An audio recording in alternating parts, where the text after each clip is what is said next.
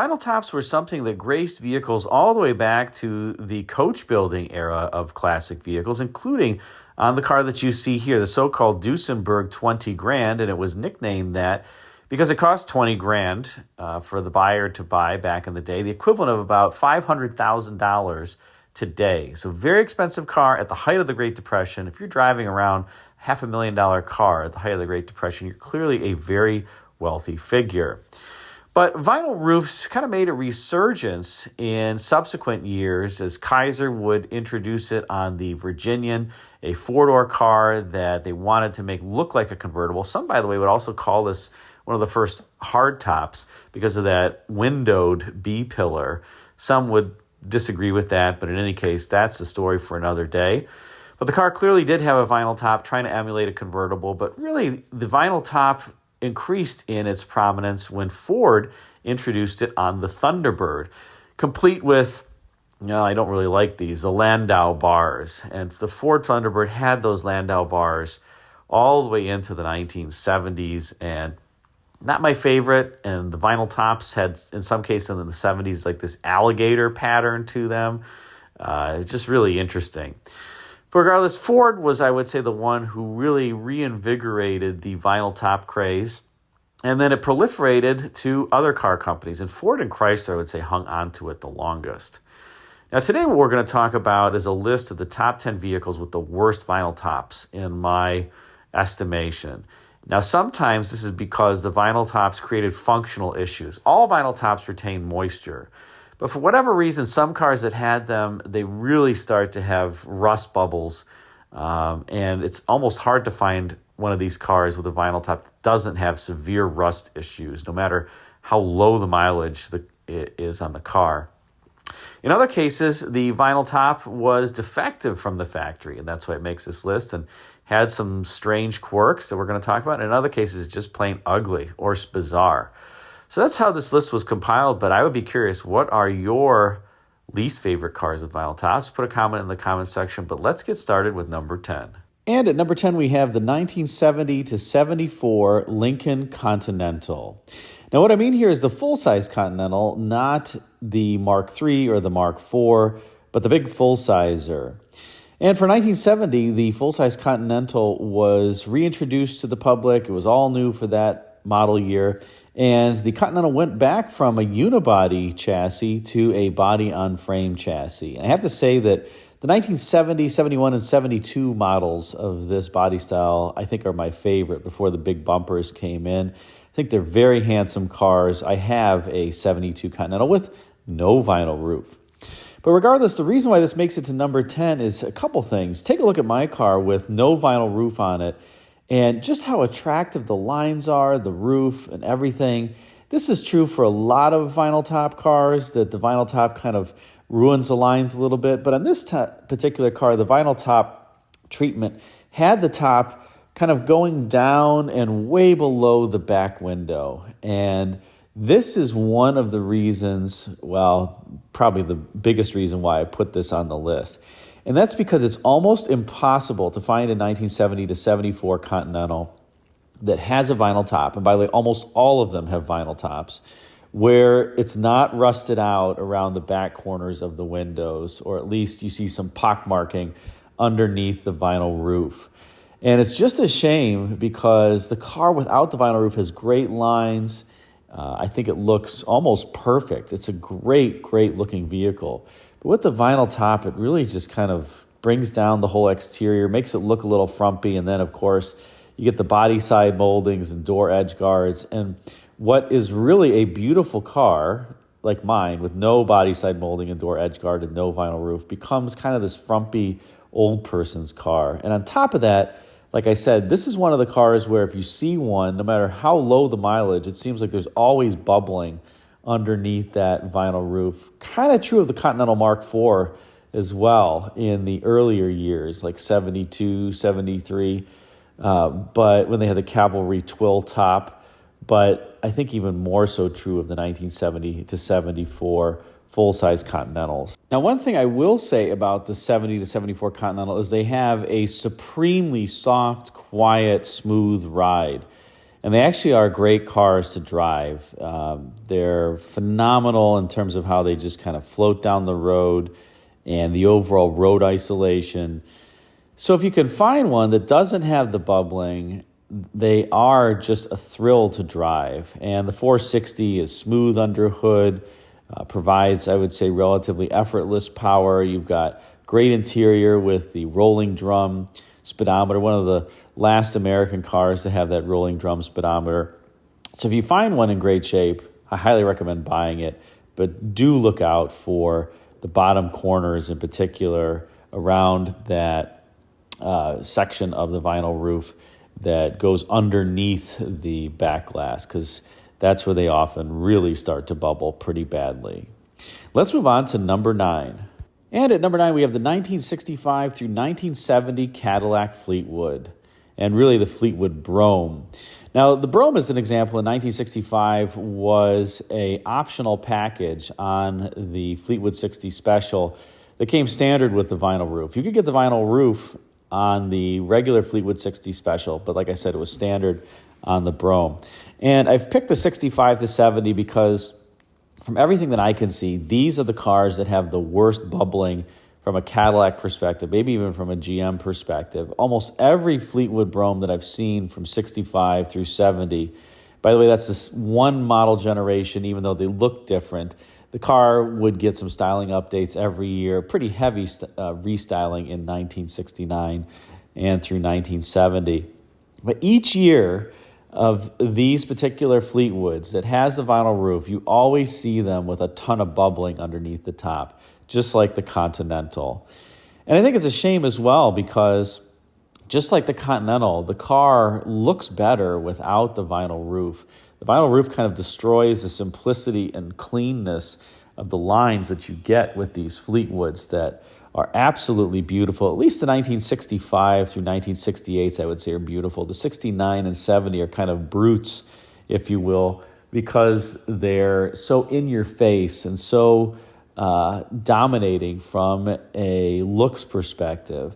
The 65 through 8 just look, despite the fact that they're huge, kind of light on their feet and simple and clean. Not so with the 69 and 70. But regardless, they're on this list because I think they ruin the look of the car, and coupled with that, they also ruin the functionality because they provide more than the factory-intended ventilation once they have rust through back there. So be on the lookout for these. Like I said, I've seen so many of these that have been in great shape with low miles, and unfortunately, they've got a bunch of pock marks from rust bubbles underneath. Another prominent one in the vinyl top area that you really have to look out for when you're buying one. Otherwise, you're going to get a car that needs some significant work, and it's really tough to fix that area underneath the vinyl top on these. Let's move on to number 8. And at number 8, we have the 1977 to 79 Ford Thunderbird. Now, the 1977 to 79 Thunderbird, the so-called Torino Bird, was significantly downsized from the Big Bird that was introduced in 1972 and ran through 1976. That Big Bird would be the last Thunderbird with the Landau bars on the vinyl roof. Ooh, and maybe that should have made my list, but it didn't. I put the 1977 to 79 Torino Bird on there because despite the fact that this was a super popular Thunderbird, in fact, this was really the car that reinvigorated Thunderbird sales after the Big Bird really had sales trouble after the OPEC embargo. Nobody wanted a huge car with a 460 V8 underhood or a 429 in the case of the 1972 model year that was just guzzling gas. Of course, I guess in 1972, the OPEC embargo hadn't happened yet, so people still liked their gas-guzzling cars at that point. But regardless, this Torino Bird, Ford lowered the base price, they made the car more accessible, and it took off in sales. And I think, they're a handsome car. They're not a beautiful car by any stretch of the imagination, but they're a good-looking car. And Ford designers added that so-called basket handle, where you've got the little opera window and then this basket handle that runs over the roof to provide some interesting styling elements. There's a lot of cars that from this point forward would have the so-called basket handle. Another one, a more sporty car even, would be the 1982 Firebird and Camaro from GM. Regardless, the reason why this car makes this list is that there was an optional vinyl roof package from 77 to 79. And there actually were a couple different styles that you could get. One was just kind of the quarter toupee behind the basket handle. But the one that makes this list is the toupee that's in front of the basket handle and behind the basket handle. So Ford trimmed the vinyl top, and the vinyl top workout on this car was such that you got the vinyl in front of the basket handle and behind, and I just think that it looks ridiculous to have this basket handle in the middle and then the vinyl roof in front of and behind it. And I don't want to say it ruins the lines of the car because the car doesn't necessarily have that great of lines to begin with, but like I said, it was a handsome car, a very popular car, certainly one that sold well with buyers. I don't think that the vinyl top did anything for it. It just kind of made it worse. And I will say, unfortunately, while these were a huge sales success and not bad cars overall, they are kind of a letdown to me versus the prior generation car. There were a lot more components that were shared with the Torino on the 1977 to 79s than the previous generation. And I think that created some unfortunate issues for the car. It just felt a little bit more tinny and less substantial. And of course it was. It was a lot smaller and lighter. But yeah, they just don't have the same panache. I mean, if you look at this car, this 77 Thunderbird as an example, and then compare it to one of the early 1960s, say this 1963 Thunderbird, in particular in the interior department, I just don't think there's any comparison. Some of that was by design, Ford moving the Thunderbird down market to try to get additional volume, and some of it was just a function of the times. And Ford Motor Company not doing all that well during this time frame after the first OPEC embargo and trying to save a few pennies. So it is what it is, but that's why it makes the list at number 8. Let's go to number 7. And at number 7, we have the 1967 to 1970 Oldsmobile Toronado. Now, I didn't put the 1966 on here because, to my knowledge, you couldn't get an optional vinyl top on the 1966 Toronados, and you certainly really don't see any 1966 Toronados really with them. Hardly any. But by 1967, the vinyl top craze had hit the Toronado, and it would be a relatively popular option, becoming increasingly popular as the model years would go on. And I think it's just criminal, particularly on the 67, which is still a good-looking variant of this car. 68 and 9, not quite as good-looking with the big loop bumper up front, with the coolest hideaway headlamps where the grille actually moves out of the way to reveal the headlamps behind them. The 70 I thought was pretty nice-looking with the exposed headlamps. But regardless, the 67 still has a lot of the good looks of the 66. It does have an egg crate grille up front. It lost the eyebrows over the headlamps, the egg crate tail lights out back to match the front end. But unfortunately, while the car would get an all-new interior and a more expensive interior for 67, the addition of the vinyl roof and the frequency with which it was selected by dealers in all likelihood is just a crying shame. Because to me, it just ruins the look of the car overall. The car was so sleek and clean in 1966 when it was devoid of the vinyl roof. And that was true for the 67s too. But it just was something that you rarely saw. And again, I think the 67 was a pretty good year. Not quite as good looking as the 66, but still good looking. And you got a better interior. So if you're a fan of the interiors of cars, you really would want a 67 from a Toronado perspective because they spent a little bit more money and made it a little bit more luxurious on the inside. But in now doing so, you're going to have to generally trade off for that better interior with a vinyl top that really ruins the look of the car. And like I said, by 1970, pretty much saw a vinyl roof on every one of these Toronados.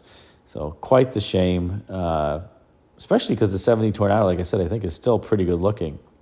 In any case, that's why it makes this list.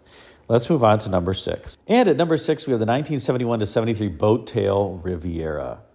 Now, the Riviera was all new for the 1971 model year and was coming off of 2 excellent generations. The first generation Riviera from 1963 to 65 that was the hybrid Ferrari Rolls-Royce and an absolute beauty, one of the pioneers of Coke bottle design along with the Studebaker Avanti. And then you have the second generation Riviera, which I actually even like better than the first generation from 1966 to 1970. And There were some vinyl tops that came in on that car. I don't think that they make the car look as bad as the vinyl roof on the Tornado, though. The vinyl top workout on those cars, I think, is a little bit better. Not great, but better. Regardless, for 1971, General Motors designers, and Bill Mitchell in particular, wanted to go in a totally different direction. Bill Mitchell had always loved this kind of boat tail form, and you saw a variant of it on the 63 Stingray Corvette with that upper that kind of came to a point. Here it was even more exaggerated. And the car is kind of a love it or hate it car. I actually like the 1971 in particular because it has more of a point to it. By 73, they had to blunt the points in the front. The front just had the big bumper, and then in the back, they kind of made the point less sharp, and it's not as good looking to me as the 71. The 71 is the best year. But I think the car is pretty handsome overall. It's not as handsome as the original proposal, which was supposed to be on the intermediate A-body platform. But then the General Motors program planners decided to move the Tornado, the Riviera, and the Eldo, all of them, to the full-size platform. And I think they all were worse for it, at least from a design standpoint. Certainly not from a sales standpoint, because all the cars, I shouldn't say all the cars, the Tornado and the Eldorado sold better in that next generation versus the prior generation from 1970 and before. The Riviera did not sell better. The boat tail Riviera kind of bombed in the marketplace. The sales were cut in half from around the 40+ thousand mark per year to a little over 20,000 units per year with the boat tail Riviera. But the criminal thing about the boat tail Riviera, beyond the fact that it got moved to the full-size platform, was the option of the vinyl roof on this car. And I think, the vinyl roof on the boat tail Riviera just does not look right at all. If you're going to do the boat tail, just have it be clean and seamless and no vinyl top. And this one makes the list because I think the vinyl roof just ruins the look of the car. Now, the boat tail Riviera, like I said, has some issues. It had to share the A-pillars, the front glass, the door glass, and other components with the full-size B-body car. So the touchdowns of the A-pillars are far out and wide, and the car has these lines that really want to reach around the car and make it more dramatic, and they just can't because the B-pillar touchdown is so wide. And I think that maybe that's another reason why the vinyl roof just further deteriorates the look in my eyes. But regardless, pretty good cars. Interesting, on the interior, they had the dual cockpit theme, at least for a few years before they would commonize the dash with the other Buicks of the era. So if you find one, get it. They're cool cars, but hopefully you find one without a vinyl roof. Let's move on to number 5. And at number 5, we have the 1965 Chrysler New Yorker Town and Country. Now, for 1965, the Chrysler designs were all new, and Elwood Engel, who had been installed as Chrysler's design vice president in 1962 after Virgil Exner was fired, finally got his way with the design. And Engel came from Ford, where he had worked in the 1961 Continental. And you see quite a bit of the Ford themes, I would say, in Chryslers of this era. But I will say Engel, I think, did a better job than Ford with some of the styling. Really masterful. I never really liked the mid-60s Chryslers all that much before, but the more you look at them, the more you really realize how unique they are. And the 65 New Yorker, not the Town and Country, is one of my favorites, particularly with the kind of white taillights that were available for the first part of the year. I think that there were complaints about them, and then they switched them mid-year. But the car, I think, is just a great looker. Now, for 1965, this would also be the inaugural year for Chrysler to put a vinyl roof on a wagon. Yes, because that's exactly what you wanted, a vinyl top on your wagon. And no, Chrysler was not the only one that did this. I've certainly seen some Ford wagons with it too. But Chrysler's the only one that I know of that did the vinyl in such an interesting treatment. They didn't have vinyl over the entire roof.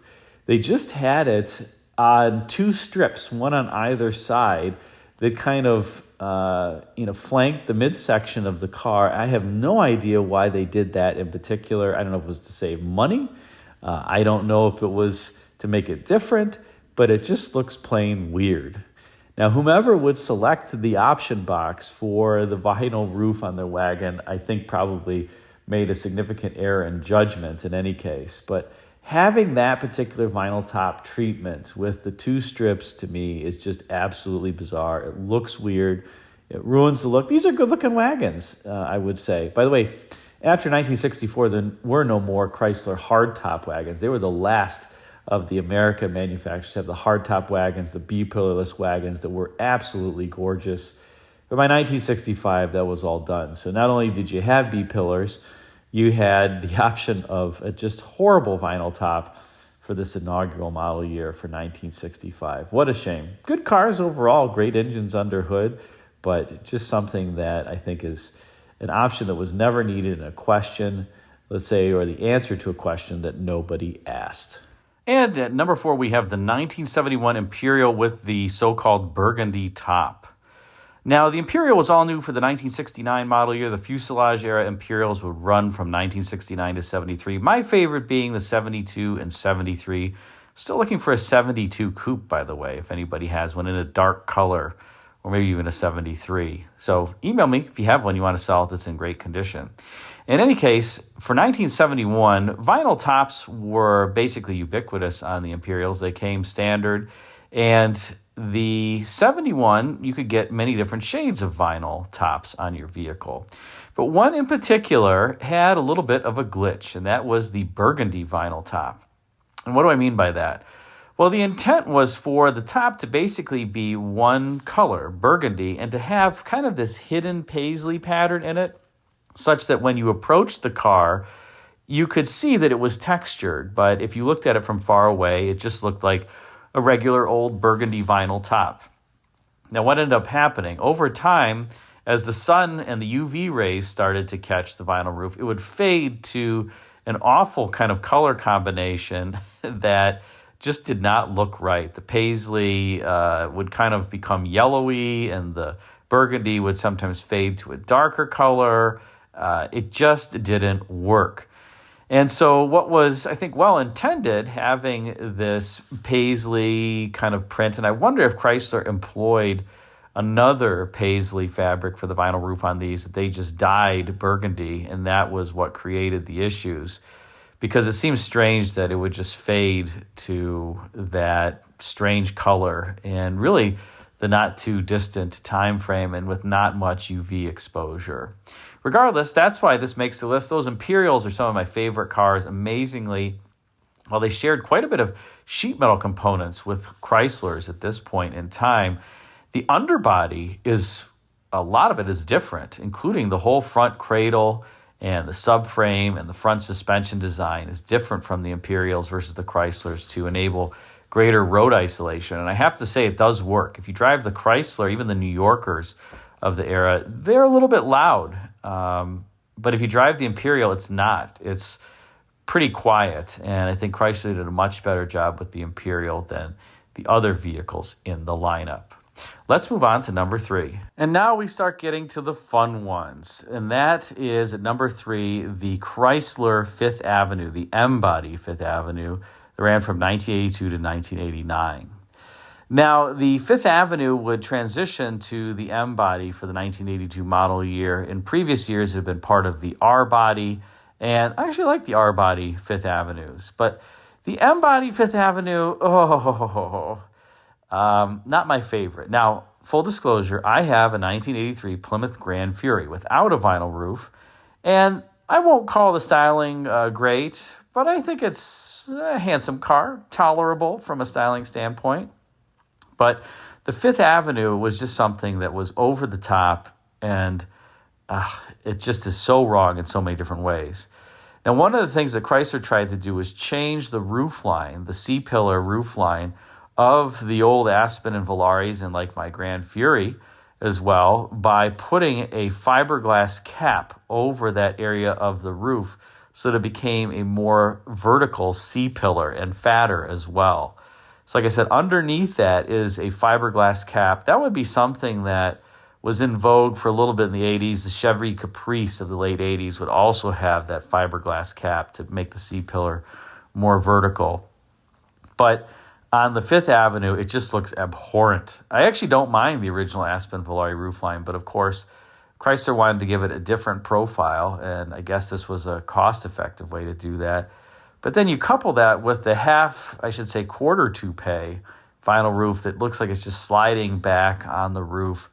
It's just, and then the turn signals, this doesn't have anything to do with the vinyl top, but the turn signals above the headlights, this car, and the dull surfacing on the side, the dull dog bone style surfacing, it's just abhorrent. It's awful from a design standpoint. Now, are the M-bodies bad cars? No. I mean, in fact, I own one. They came with the slant six-cylinder, the Fifth Avenue's the 318, and those are very, very reliable engines. The A904 transmission, torque flight transmission, very reliable. The rear ends are pretty wimpy on these. It's the 7 1/4 rear end, I believe. It's again pretty wimpy, but it'll work just under normal driving conditions. Don't try to do a burnout or anything like that.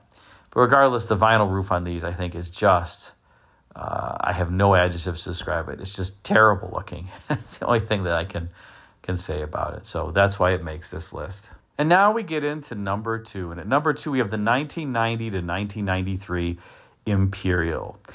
Now, Chrysler revived the Imperial name for a K car derived, I'll call it a stretched K car, for 1990, and that would last, they said, till 1993. And I wish they had not revived it.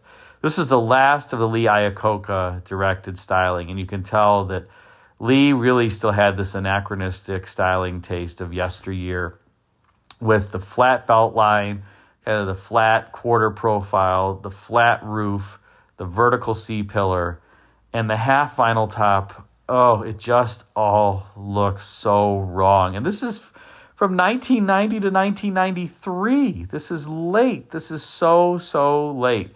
Chrysler was about to produce the LH platform vehicles during this time frame that were spectacularly beautiful. Maybe had some teething problems from an engineering standpoint, but nobody could fault the design of those first-gen LH cars. All of them were beautiful. And it's the same design team that did the Imperial as those LH cars. It's just amazing because they are such different design languages, and it just tells you what happens when someone's in charge and directs the design team. So this was not one of Lee Iacocca's better moments. He was on his way out, like I said, at this time, and I think the designers were probably happy for it because by this point, the styling had moved in a different direction, and the Imperials, these really aren't that great of cars either to drive or to look at or from a reliability standpoint, particularly the transmissions on these. The 3.3 and 3.8 liter V6s were quite reliable, but the Ultra Drive 4-speed automatic was not very reliable. And on the inside, everything's just kind of boxy and rectangular and, not my favorite. So overall, that's why the Imperial makes the list. Not only is the vinyl top just ugly and hideous, but the car overall, just so wrong for the times. And that leaves us at number 1. What's number 1 going to be, you say? Well, number 1 is also a car that I own, but without a vinyl top. And that is the Busselback Seville.